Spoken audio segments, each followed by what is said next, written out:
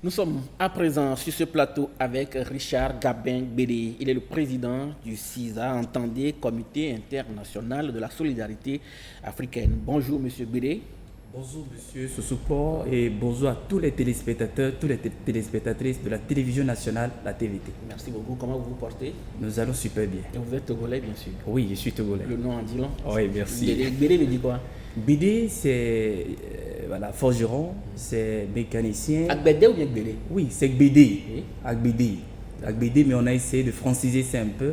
On a enlevé le A et ça demeure Bédé. Voilà, nous allons parler des choses essentielles, surtout votre structure, le CISA. Et d'emblée, qu'est-ce que c'est le CISA?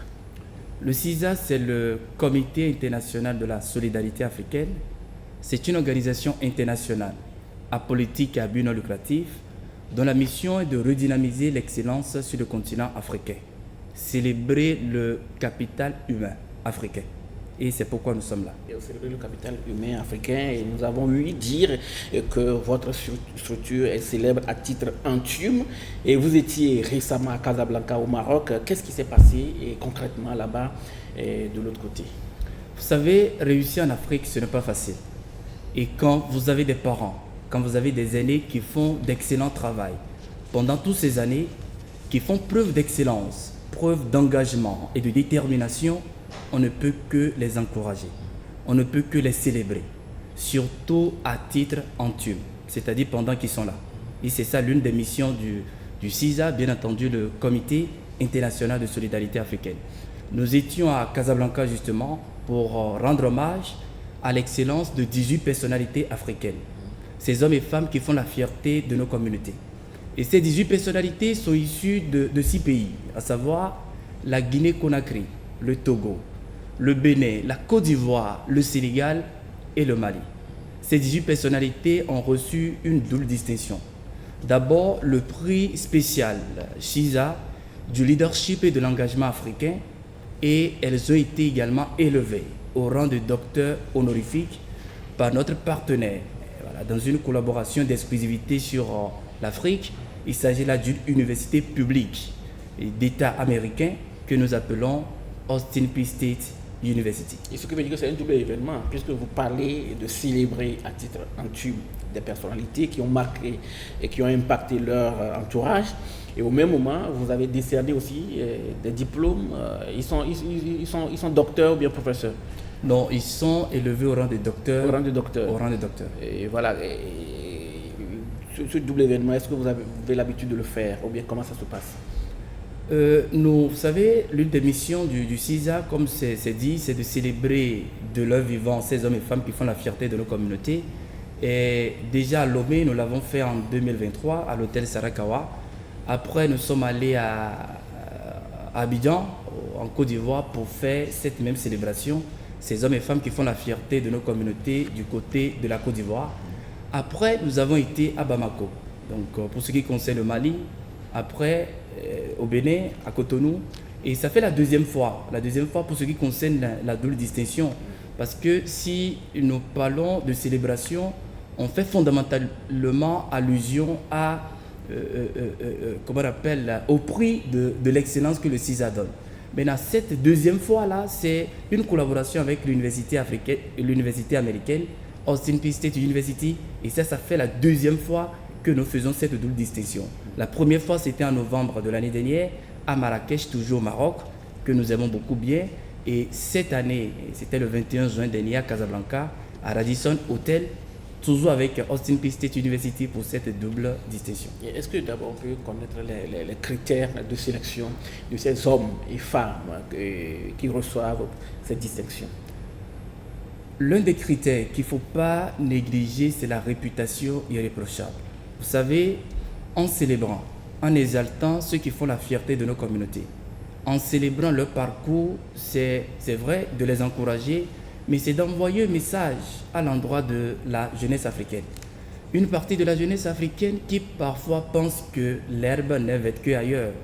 Une partie de la jeunesse africaine qui pense qu'il faut aller traverser la Méditerranée pour se chercher et que l'Eldorado, du moins, les possibilités de réussir se trouvent non pas sur notre continent, mais hors du continent. Vous le savez, il y a beaucoup qui laissent leur vie dans les eaux profondes, hélas.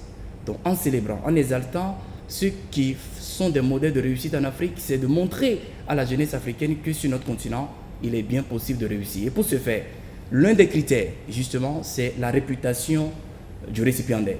Il faut que le récipiendaire soit d'une réputation irréprochable, que son parcours suscite adhésion. Ça, c'est le tout premier critère. Le deuxième critère, c'est l'impact réel du récipiendaire. Il faut qu'autour du récipiendaire, il y ait des témoignages qui fusent, des témoignages qui prouvent suffisamment que c'est un modèle de réussite. Voilà. Et le troisième critère, c'est l'impact social du récipiendaire et la source d'inspiration que le récipiendaire est. Monsieur Sousoukbo, je vous dis ceci. Parent que vous êtes, on vous donne un nom d'un opérateur économique ou d'un leader sur le continent. Et on vous demande, est-ce que vous souhaiteriez que votre fils devienne comme lui? Vous fermez les yeux, vous les ouvrez et vous dites, oui, je veux vraiment que mon fils devienne comme lui. Ça veut dire que ce leader est une source d'inspiration. Et les parents voudront que leurs enfants deviennent comme lui. Donc c'est un des critères principaux. On a comme l'impression que vous primez, sinon vous honorez beaucoup plus les entrepreneurs. Est-ce que d'autres, ceux qui sont dans d'autres corps de métier aussi, peuvent en bénéficier? Vous savez, le CISA est dans une vision inclusive. Voilà. Et si vous êtes leader, si vous avez de l'impact sur nos communautés, opérateurs économiques, leaders d'opinion, politiques, etc., médecins, qui que vous êtes, dans une posture professionnelle, vous méritez, selon que vous êtes une source d'inspiration, selon que les peuples de notre continent, selon que la jeunesse peut s'inspirer de vous, eh bien, vous pouvez être distingué. Et vous avez vu la dernière fois, il y a le maître Robert Dossou du Bénin, qui a été président de la Cour constitutionnelle. Il a été ministre, député, il a traversé beaucoup d'histoires au Bénin. Il a fait partie des 18 personnalités africaines qui ont été honorées à Casablanca. Tout ceci pour vous dire, Monsieur Soussou, que ce que nous distinguons, ceux dont le parcours est célébré, ce n'est pas exclusivement les opérateurs économiques, mais ça s'étend sur tous les secteurs d'activité. Nous avons à Casablanca au moins 9, si j'ai bonne mémoire, 9 Togolais qui ont été primés, en fait, qui ont reçu cette distinction également. Est-ce qu'on peut savoir, on peut avoir une idée de ces chances-là? Vous savez, l'une des fiertés de notre pays, le Togo, en termes d'imprimerie, et vous le savez, c'est la semeuse. L'imprimerie La Semeuse, portée par M. Folie Demania Aivi, et il est de bon ton que depuis 1979 où ce monsieur a créé cette entreprise. Dans la constance, ça fait aujourd'hui plus de 45 ans qu'il est là sans jamais disparaître. Voilà. Et il est important de le célébrer. Donc il fait partie des 9 Togolais qui ont été distingués. Quand vous prenez la microfinance, la CECA, M.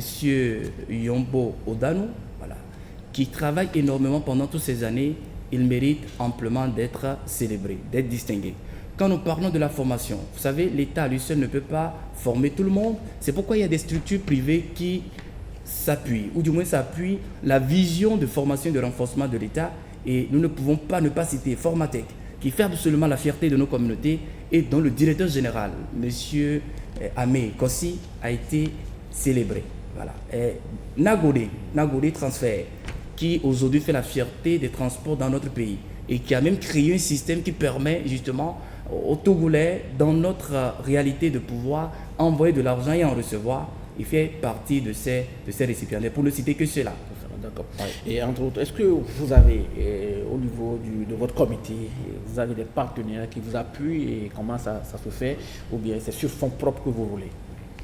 Merci pour l'intérêt que vous portez à cela. Vous savez, pour ce qu'on a fait, par exemple, à Casablanca, il y a eu le groupe Evame SA, voilà, qui est dans les motos Khaoudou, qui a été sponsor officiel, qui a compris la vision et qui a dit qu'il faut absolument l'accompagner. Il y a Nagodi encore que nous citons, qui n'a pas manqué de soutenir l'initiative. Il y a pas mal de personnalités, pas mal de structures, que ce soit ici au Togo ou hors de notre pays et même hors du continent, qui ont compris que célébrer de leur vivant, ceux qui font la fierté de nos communautés, c'est précieux. Et que dans nos communautés, il y en a qui travaillent dans l'ombre et qui absolument méritent d'être révélés. Voilà.